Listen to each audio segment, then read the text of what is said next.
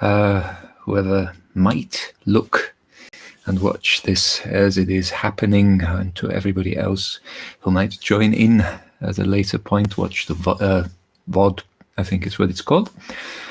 Today, here I am again. Welcome to my little window to many different worlds. My weekly little window during this time into stories or also into the wider world.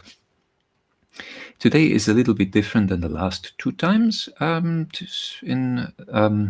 the simple fact that the story today is not a very personal one, but is a classical, straightforward myth, an old Norse tale called The Apples of Idun. So, well, relax, sit back, and enjoy it for the next 20, 25, 30 minutes, as I'll be telling you this tale. And I took the tale from Norse Myths by Neil Gaiman, which is a lovely collection. Or rather, I took an approximation because I couldn't find the book anymore to reread the story, so I have to rely on memory and on bits and pieces from other sources. But yeah, let's enjoy it. Let's have a look at the Apples of Idun. And the Apples of Idun starts with three gods on an outing. Those three gods are Thor, Loki, everybody's favorite trickster, and Hönir. Hönir is an older god, not very well known. He gave to men their least used resource. It was the gift that almost never gets touched. As soon as people got this gift, they put it somewhere in a corner, probably left it unopened, never looked at it again. And this gift was reason. Those three gods are out in the far reaches, the steppes, the woods, the wilderness of Jotunheim, the land of the giants. What they are doing there, I don't really know. They're just out and about, doing something important, and walking through a long but dispersed forest of beech trees, birch trees, and the occasional tall pine. And they've been walking through this. Mountains are in the distance. It gets cold. It's the land of the giants, an inhospitable, wide-ranging place. So they've been walking for a very long time when they come up to a dell, a little vale. And from that dell they hear the noise of cattle. They hear a lowing and a mooing. And they look at each other and they realize they're all thinking the same thing. And what they're thinking is, I'm really hungry. And so they decide to go closer and have a look at that cattle. And they see as wild cattle ostensibly belongs to nobody. So they chase and they kill one of these, one of the cattle, and dig a fire pit and throw the whole carcass on the coals, cover the fire pit, and lie back and wait for the meal to be ready. And they wait for half an hour, they wait for an hour, they wait for an hour and a half. It is the time of the midwinter sun, so they don't really know what time of day or night it is, because it stays bright all through the 24 hours. But they get ever hungrier, and they notice they can't smell. They can't smell the meat. They can't smell anything cooking. I don't understand that. So after about 2 hours, they say it's finally enough. They open up the fire pit, and they see the meat is still raw. It's still red. It's not cooked at all. How can that be, the gods wonder. I hear a noise, says Thor. Well, I don't hear anything, says Hönir, but Hönir's ears aren't particularly good. Yes, I hear it too, says Loki. Someone is laughing at us. And the gods look around, and really it's deep laughter. It's not exactly joyful laughter. It's the kind of laughter that you laugh when you watch someone who you hate do something really stupid. The gods look around, but there is nobody around anywhere, nobody except for an eagle sitting on a tall pine somewhere in one of the upper branches. And Loki, who has the sharpest eyes, becomes suspicious of that eagle. And he looks over there and he calls out to him and says, "Eagle, do you know what is happening here?" "Well, indeed, I know what is happening here," says the eagle. "It seems like you are quite in a predicament. That is what is happening here. And you are not smart enough to realize that your fire is cursed by some dull, dark magic." And his voice rings out, though he's far away, his voice rings out very, very clearly. "Well, if you are so wise and so smart, great eagle," says Loki, "why don't you help us? Surely you can do that."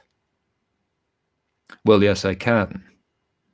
But I want something in return. In return, I want a portion of that meat that you're cooking." "It's fine by me," says Loki, and the other gods agree too. So the eagle swoops down from his branch and starts circling over the fire, and he flaps his wings and causes such a great wind to arise that it blows all across the earth, blows rock, blows little stones away, sticks, blows pieces of wood away, and the gods have to hold on to each other so they don't get blown away. But the fire rises, and sparks fly, and the gods smell, the meat starts cooking. They sit back and they wait for a little longer until the smell of the meat becomes so delicious, and they can taste the meat juices that they hear dripping down on the hot coals and sizzling. So they cannot wait any longer. They say, "Surely the meat must be done by now." And they open up the fire pit again, and indeed there it is, succulent and juicy and cooked to perfection. Their dinner.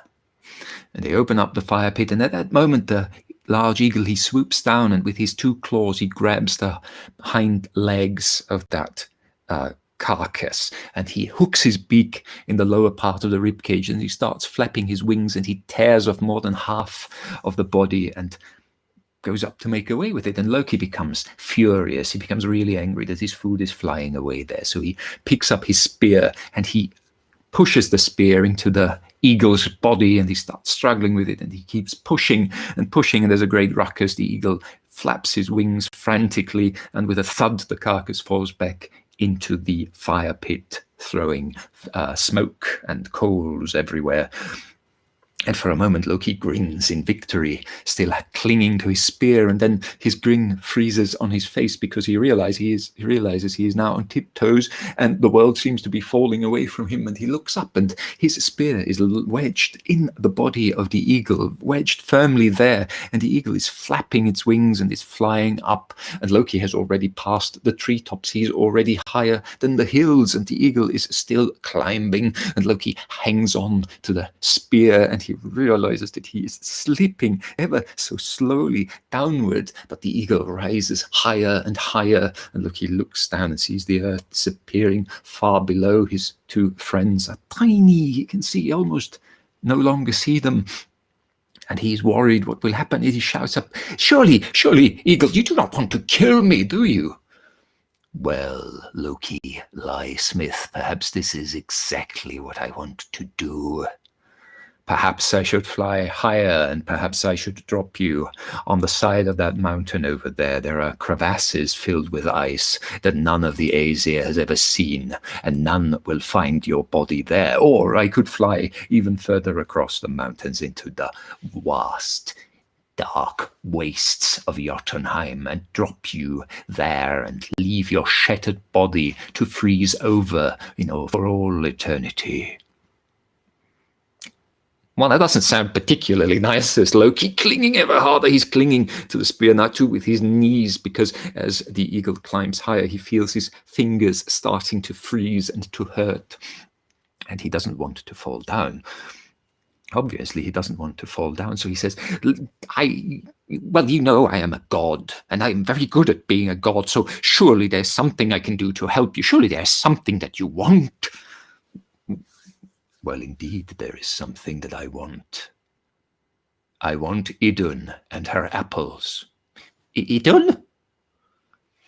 "Idun is one goddess, a young goddess, a beautiful goddess, a soft woman who lives with her husband Bragi, the god of poetry. And the two live in a little wooden house that they have built in the roots of Yggdrasil, the world ash. And Idun has an orchard where she grows all kinds of herbs and all kinds of fruits.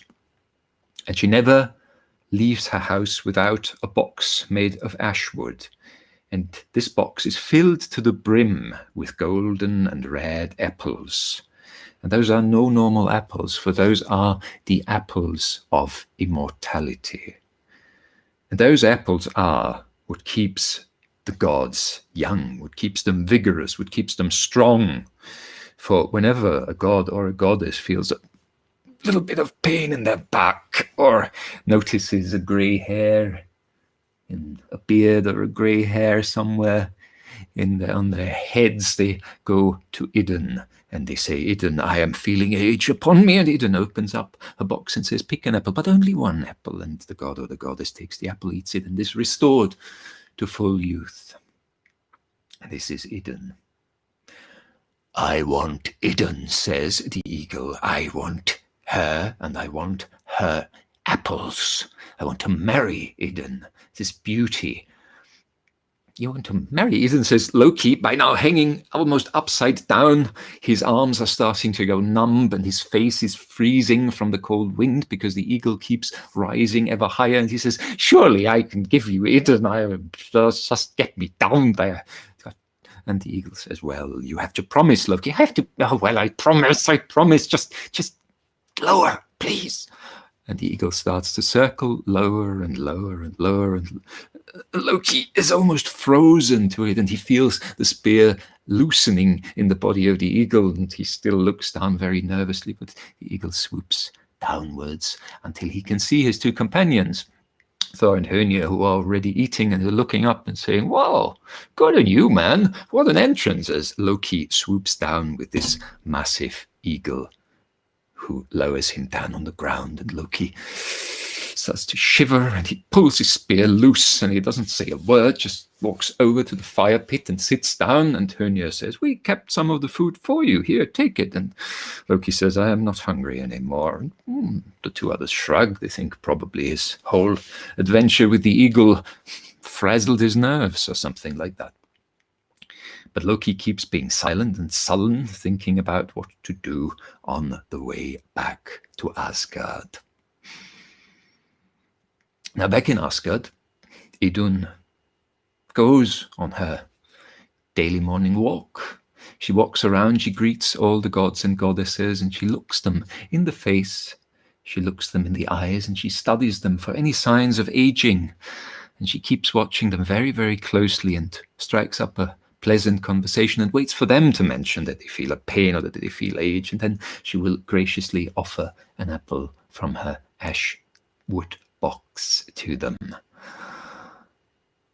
And usually Loki does not pay any attention to Idun. He ignores her. Loki isn't one of the Aesir. Loki is half Vanya. Loki is half giant. So Loki doesn't age as the gods do, and he has no need, or until now had no need, of Idun's apples. But now he's very, very polite to Idun, and he greets her, and he's all over her, and he talks to her with a honeyed tongue, and he says, Idun, oh Idun, I feel this morning I felt some pain in my back, and I thought perhaps it was a wound, but I checked and it wasn't a wound. Perhaps it was the bite of an animal, and I checked. It wasn't the bite of an animal. It was, you wouldn't believe it. It was a twinge of age, I believe.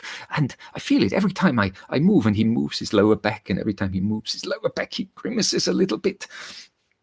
And Idun says, Loki, you are not one of us. You never needed one of these apples. You've never asked me before. In fact, I don't think we've ever had such a long conversation, the two of us. But yes, until now, I probably had no need. Well, maybe I just age more gracefully than all of you. Who knows? But really, I feel a bad pain in my back. I feel it now again. It's like inexplicable. But can I have one of your apples? And Loki offers such a convincing performance, winces in the right moments and pulls the right kinds of faces that Idun opens up her box and she says, "Yes, Loki, please take one of my apples." And Loki grabs one of the apples and he eats it. He eats it whole. He swallows it down with stem and pip and everything. And he says, all right. Idun, yes, Loki, says Idun, thinking Loki will pay her a great compliment. You know your apples, Idun? Yes, Loki. Well, to be perfectly honest, they taste like shit. What? Well, maybe not like shit, but, they... apples of immortality and so on. I thought they would taste better. They... all that reputation, and whenever I see the gods eating them, they look so happy, and so I thought they were really, really special and good, but they don't taste half as good as the other apples that I ate. What other apples, Loki? Well, there is another tree just outside of Asgard. I found it just last week, and I was drawn to it because the apples on it are so beautiful. It's like they're shining with a light from within. And so there's a fragrance, a blossomy fragrance hanging in the air when you get close. It smells like honey. And so I took one of these apples and I ate this apple, and yes, it was much better than your apple. No offense to your apples. I'm sure they're wonderful, and I know you grew them yourself, but they weren't half as good as the apples that I ate down there. But those are apples of immortality, Loki. Well, perhaps the others were apples of immortality too, just slightly better apples of immortality. There are no... All right, Loki, you show me this tree. You show me this tree right now. Well, with pleasure, I can. If you really want to see that tree, I can show you that tree. It's just a little bit of a walk. But, Idun, say we go to that tree and then you eat that apple, you will only say that, that apple tastes not half as good as my apple. How shall we have a comparison between those two apples? Well, I will bring my box, Loki, and we can compare the apples on the spot. What a wonderful idea, Idun. Well, I knew you would come up with a brilliant idea. Let us go out into the forest. And so the two leave Asgard and walk out into the forest.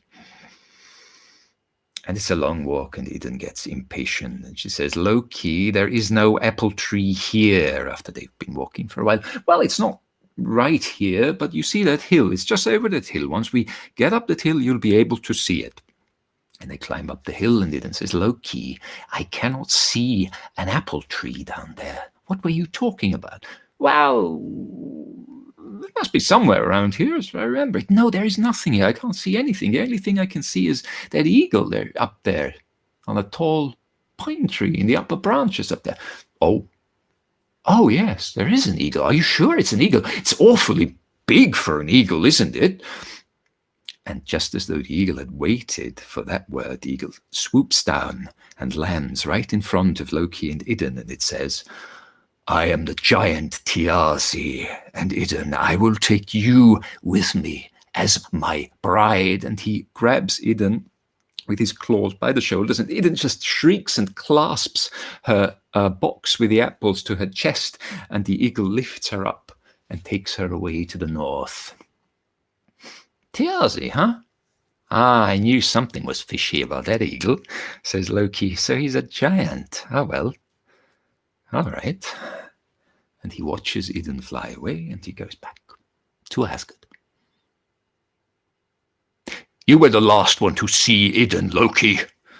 Thor is berating Loki a couple of days or weeks later.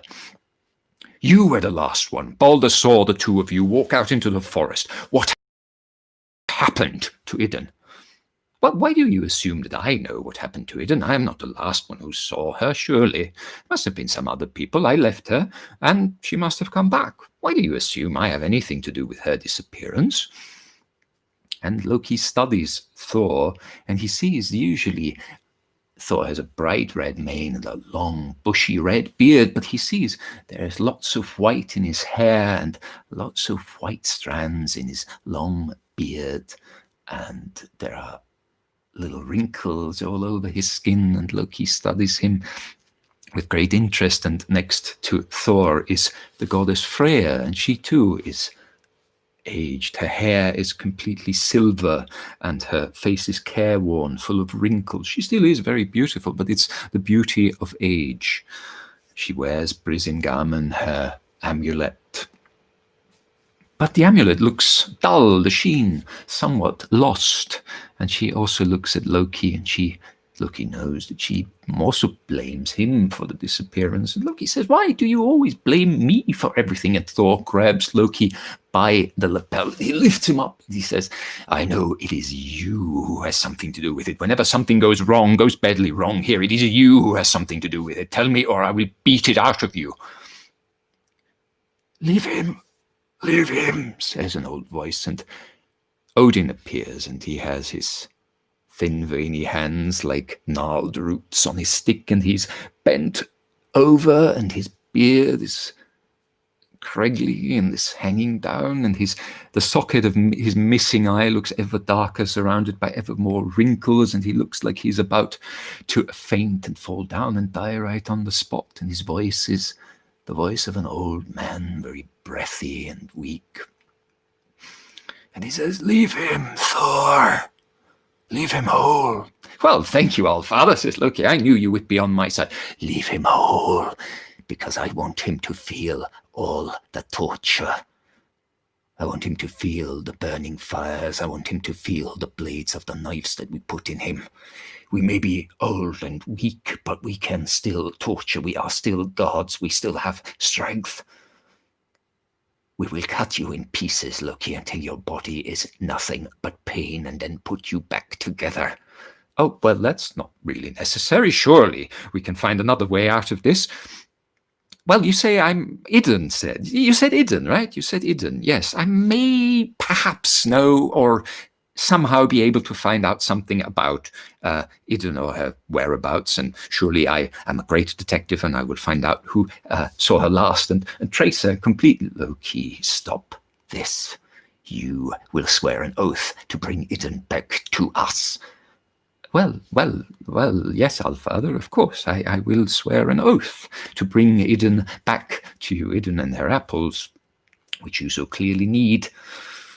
And Thor grabs Loki again and says, "You can see, even though I'm old, I'm not yet weak, and I can still lift my hammer.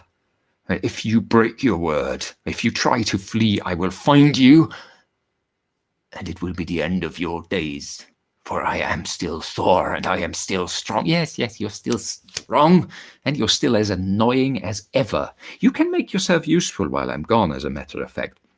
Over there, right next to the wall, make a big pile of wood shavings there, and stand ready with a torch to wait for my command when I come back. Can you do that? Surely you can do that, you big oaf. Yes, good, thank you. And Loki jumps up in the air, and he turns into a falcon, and he flies off to the north.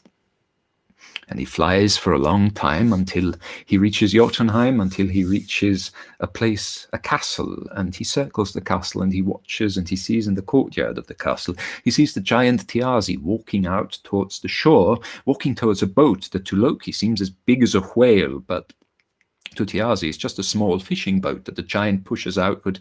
He jumps into the boat, and he starts rowing out for a fishing expedition. Loki continues circling until he finds a window, and he sees through that window, he sees Idun in a bedchamber, and he lands on the windowsill, and he starts pecking on the glass of the window, and he does some movements that he thinks are very Loki-esque in order to get Idun's attention. And Idun sees him, and she rolls her eyes, and she walks up to the window, opens the latch, and goes back again, sits at the bed and doesn't look at him. And Loki pushes open the window with his wings, and he jumps in and turns back into Loki and says, "Here I am, Idun. It is I, Loki, your savior. It is Loki, my bane. It is Loki, the reason why I am here. It is Loki, the betrayer." "Well, lo, Idun, that was the Loki from yesterday. Today's Loki is your hero. Today's Loki is here to save you and bring you back to Asgard, safe and sound." "What sort of trouble did you get in?" "Why do people always ask me that?" "No trouble at all. Can I not act out of the goodness of my heart once? Don't you think that I have somewhere inside of me a spark of chivalry and a spark of kindness. No, you do not, Loki. This I know of you. Oh, well. You still want to go back to Asgard, don't you, Idun? Yes, I do. Please. Oh, very, very good.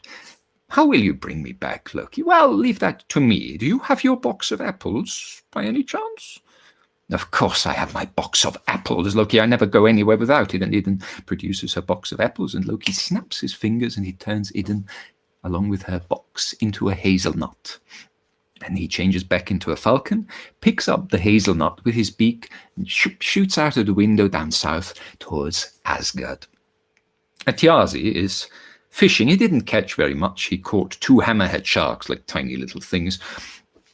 But he rows back, and he's amusing himself with the thought of the gods missing their wondrous apples and going ever older little husks, like Asgard turned into a retirement home. And this makes the giant chuckle, and he thinks he's going to tease Idun with this once he comes back to her. And so he walks through the courtyard, he walks up the stairs, he walks to the door of her bedchamber, and he opens it, and he realizes the chamber is empty. And he looks around frantically, trying to find it, flushed with anger and with shame and disappointment, and he notices the feather of a falcon on the floor, and immediately he knows what must have happened. And he runs back into the courtyard, he jumps into the air, he turns into an eagle, and he shoots towards the south, towards Asgard. And he flies so fast that a sonic boom erupts, shoots in all directions as he speeds down to Asgard. And Loki, who has a bit of a head start, he hears that odd boom, and he looks around, and he sees very, very far on the horizon, there's a tiny little thing, but that tiny little thing is getting larger very, very fast, alarmingly fast. And so Loki turns around and flies as fast as he can towards Asgard. And so those 2 birds are chasing each other, and the eagle is catching up ever more to the falcon. With the falcon is flying, the eagle comes closer, and they come closer to Asgard. And just before the walls of Asgard, the eagle is almost upon the falcon. He already spreads his talons to catch the falcon out of the air when Loki says, "Now!" And Thor lowers the torch, and Loki shoots across the wall. And there's this little moment before the kindling, before these wood shavings catch fire. This moment is what Loki uses to shoot past the wall of Asgard, and then a huge wall of flame erupts behind him. And for Thiazi, it is too late to stop. And so the eagle crashes into that wall of fire, and his wings catch fire, his entire body catches fire, and he falls down onto the earth. He tries to transform back, still half aflame, when Thor is already upon him, and he grabs him, and he takes his hammer, and he smashes his skull in and parts Thiazi from his life. And so that usually is the story. But the story continues, because the giant Thiazi has a daughter named Skadi who is living with him in this castle. And a couple of weeks later, Skadi arrives in front of Asgard, and she angrily knocks on the door, and she says, "You owe me retribution for the death of my father." For at that time, every life had a value assigned to it, and you could demand that you be returned that value. If somebody were to kill a member of your family, you could demand retribution, or you could demand revenge. But Skadi, knowing that it's not useful to demand revenge of all the gods who are stronger than her, demands retribution. So she wants to be given the value of her father's life in something else, something tangible. And so they start haggling about this. What would Skadi accept as retribution? And so they agree on 3 things. For one thing, Skadi will choose a husband from among the bachelors of the Aesir. Then they will make her laugh, for Skadi has been deeply depressed since her father was killed. And 3, they will make sure that Thiazi will not be forgotten. So now, even as she demands that first thing, the marriage, Skadi has an eye on Balder, on beautiful Balder, the most beautiful of the unmarried gods. And she smiles at him, and she starts flirting with him, and Balder just goes, "Oh boy, how did I deserve this?" But Odin says, "This is not how we can do this. We will have to do it differently. That we'll set up a screen, and you will have to choose the gods by their feet, You will see nothing but their feet. They will walk past, and so that's how you'll choose your husband. And so they do that. They set up the screen, and there's a parade of feet walking there, and Skadi goes like, ugh, ugly, ugly, ugly, ugly. Oh, and then she stops, and she sees beautiful feet, and she thinks, oh, such beautiful feet. They must belong to my husband. They must belong to Balder. So she chooses those feet, and they open the screen, and it is not Balder that she chose, but a god named Njord, as a charioteer, the father of Freya and of Frigg. An old bachelor. He's happy enough to marry the giant's daughter, and Skadi accepts, and then they have a great marriage feast in Asgard. And Skadi sits there like the saddest woman that has ever lived. And Thor grabs Loki again and forces him to make Skadi laugh, because it is obviously Loki's fault. And now this is, if you imagine Loki as this beautiful Tom Hiddleston-y kind of character, you should probably cover your ears for that next bit. For what Loki does to make Skadi laugh is he gets the most angry, most annoyed billy goat from the stables, and he annoys it a little bit more, really riles it up. And then he takes a string and he ties one end of the string around the beard of that billy goat. And then poor Loki, in order to make the others laugh, he completely undresses and ties the other end of the string around his balls. So you can imagine the goat and Loki's balls are in a tug of war with each other. And he does that completely naked in the hall of Asgard, in front of all the gods celebrating a marriage. And it's hilarious for the gods to watch that. The gods are easily amused, so they start betting what will rip off first, the goat's beard or Loki's balls. And so it gets ever wilder and ever more raucous until the rope snaps and Loki falls backward and falls right into Skadi's lap. And at that point, Skadi, who couldn't help but suppress a little bit of a smile, at that point she broke out into laughter. And so even the second condition was fulfilled. And after the wedding was done, Odin took Skadi out into the night, and showed her two glowing orbs, two orbs that held lights. And he said, those two orbs, those are the eyes of your father. Those are the eyes of Thiazi.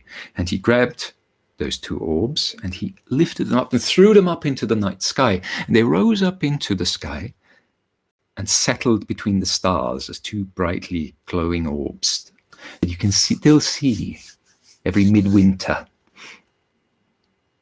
And so the third condition was fulfilled. And this is the story of Idun and her apples. So, well, there's a couple of people here there. I only see that when I stop talking. Hello. So if you joined in a little bit later, I will try to leave this as an Instagram TV or as a Facebook Live sort of thing. I also put it up on YouTube. So if anybody wants to see the whole story, beginning to end, feel free to check that out. Should be live a few minutes after I finish that tale. I'll try to continue all of that next week, and then I'll probably do something a little more personal again. I was thinking of doing travel story from the Himalayas. So thank you very much for listening now or at some other point as a what, and I will talk to you some other time. Take care and talk to you very, very soon. Bye-bye.